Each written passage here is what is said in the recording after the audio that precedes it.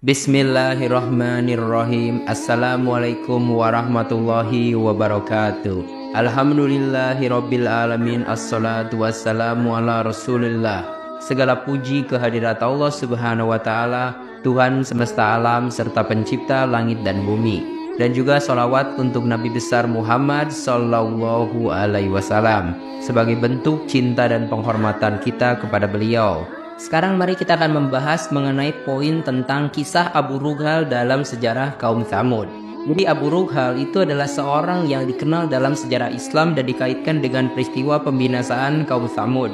Kisah ini mengajarkan tentang ketidakpatuhan terhadap perintah Allah Subhanahu wa taala dan akibat dari kesombongan manusia. Rasulullah pernah melewati daerah Al-Hijr yang merupakan ibu kota kaum Tsamud dan memberikan peringatan kepada para sahabatnya mengenai tempat tersebut. Beliau mengingatkan mereka agar tidak bertanya tentang bukti-bukti kebenaran atau kenabian sebagaimana yang pernah dilakukan oleh kaum Nabi Soleh atau kaum Tsamud.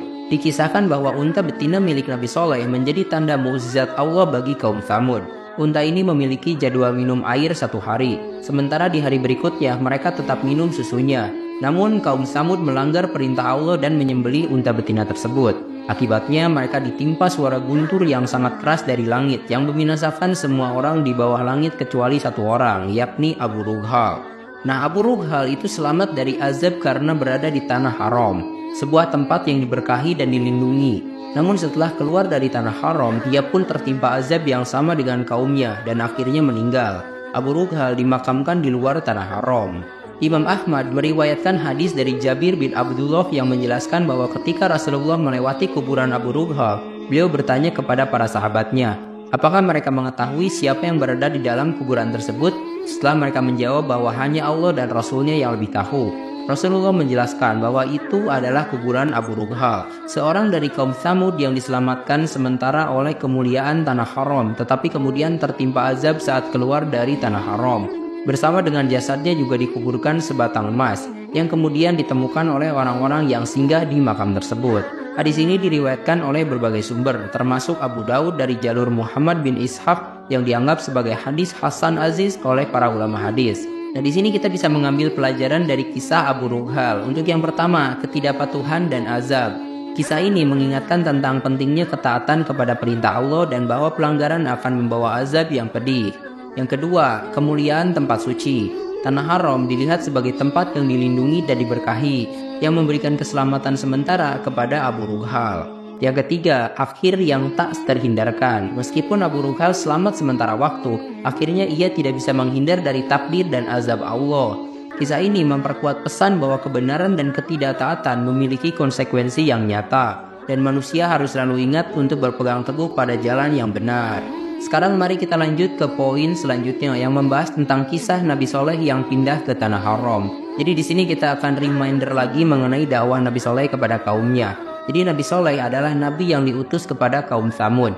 Beliau telah menjalankan amanat Allah dengan sebaik-baiknya, mengajak kaumnya untuk beriman dan meninggalkan penyembahan berhala. Namun kaumnya tetap dalam kesesatan dan akhirnya ditimpa azab yang pedih. Ini berdasarkan firman Allah di surah Al-A'raf ayat ke-79. Maka Soleh meninggalkan mereka seraya berkata, wahai kaumku, sesungguhnya aku telah menyampaikan kepada kalian semua amanat Tuhanku dan aku telah memberi nasihat kepada kalian. Tetapi kalian tidak menyukai orang-orang yang memberi nasihat. Nabi Soleh menyampaikan dengan jelas bahwa beliau telah menunaikan tugasnya sebagai Rasul dengan menyampaikan risalah Allah dan memberi nasihat kepada kaumnya. Namun mereka tidak mau menerima nasihat dan tetap berada dalam kekufuran. Nah, hal ini berhubungan dengan pengingat dari peristiwa Perang Badar. Nabi Muhammad SAW itu juga pernah mengingatkan hal yang serupa saat berbicara kepada orang-orang kafir yang terkubur di medan Perang Badar. Setelah 3 malam berlalu, Rasulullah mendatangi pemakaman massal itu dan bersabda, wahai penghuni pemakaman massal, apakah kalian tidak mendapatkan kebenaran terhadap apa yang dijanjikan Tuhan kalian? Sesungguhnya aku telah mendapatkan kebenaran terhadap apa yang telah dijanjikan oleh Tuhanku kepadaku. Beliau menambahkan, seburuk-buruknya perlakuan kaum kerabat terhadap nabinya adalah kalian terhadap nabi kalian. Sungguh kalian telah mendustakan kenabianku, sedangkan orang lain justru membenarkan aku. Kalian telah mengusirku, sedangkan orang lain justru memberi perlindungan kepadaku. Kalian memerangiku, sedangkan orang lain justru menolongku.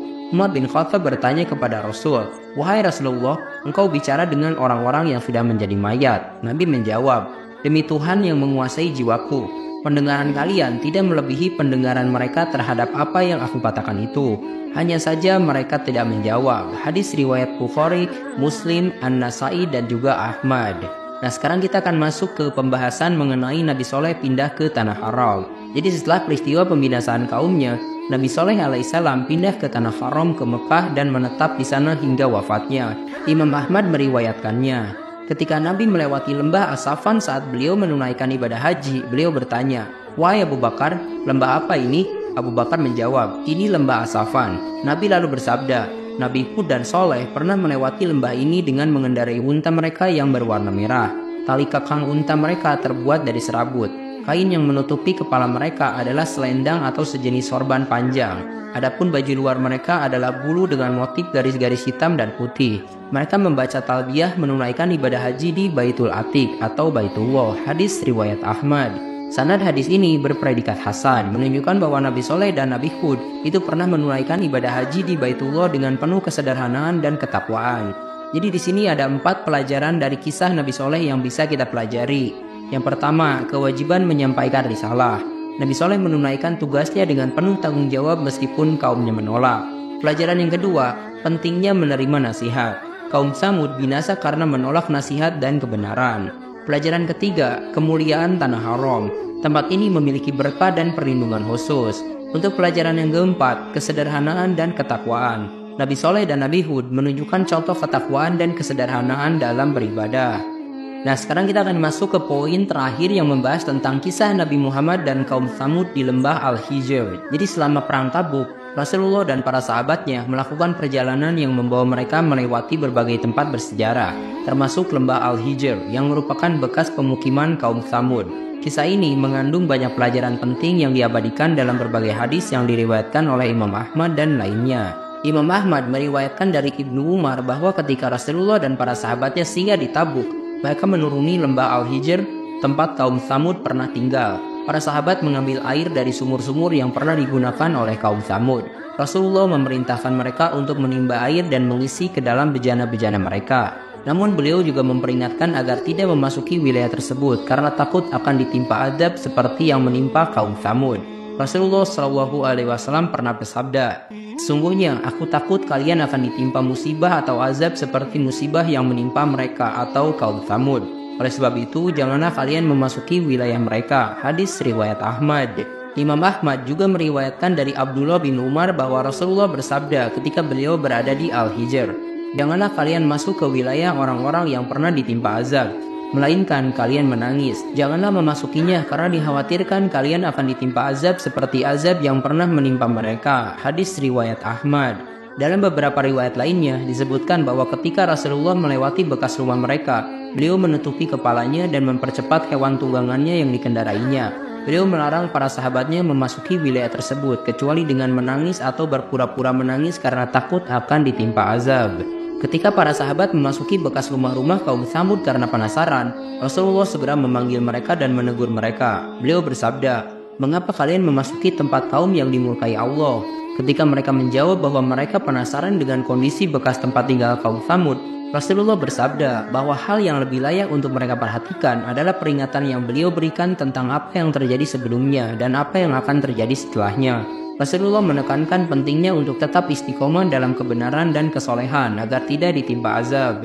Jadi dari kisah ini kita bisa ambil beberapa pelajaran. Yang pertama, keteladanan dan ketaatan. Rasulullah mencontohkan bagaimana kita harus menghormati dan mematuhi perintah Allah, serta menghindari tempat-tempat yang pernah ditimpa azab sebagai bentuk penghormatan dan pengingat akan kekuasaan Allah.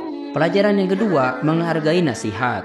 Kisah ini mengajarkan pentingnya menghargai dan mengikuti nasihat dari pemimpin yang diberi petunjuk oleh Allah Subhanahu wa Ta'ala. Untuk pelajaran yang ketiga, ketakutan terhadap azab Allah. Nabi Muhammad menekankan pentingnya memiliki rasa takut kepada azab Allah sebagai motivasi untuk tetap dalam jalan yang benar. Pelajaran yang keempat, kehati-hatian dalam bertindak. Kisah ini mengingatkan kita untuk berhati-hati dan tidak sembarangan dalam bertindak, terutama ketika berhadapan dengan tempat atau peristiwa bersejarah yang mengandung pelajaran penting. Pelajaran yang kelima, kepatuhan kepada Rasulullah. Para sahabat menunjukkan kepatuhan mereka kepada perintah Rasul dengan segera mengikuti instruksinya. yang menjadi contoh penting bagi kita dalam mengikuti sunnah dan ajaran Rasulullah Shallallahu Alaihi Wasallam. Terima kasih telah menyimak. Silahkan kirim dukungan kalian dengan klik tombol like, subscribe channel ini, dan bagikan juga ke teman-teman kalian. Semoga dengan membagikan itu kalian bisa mendapatkan pahala jariah dari video ini. Mohon maaf bila ada kesalahan. Wabillahi taufik wal hidayah. Wassalamualaikum warahmatullahi wabarakatuh.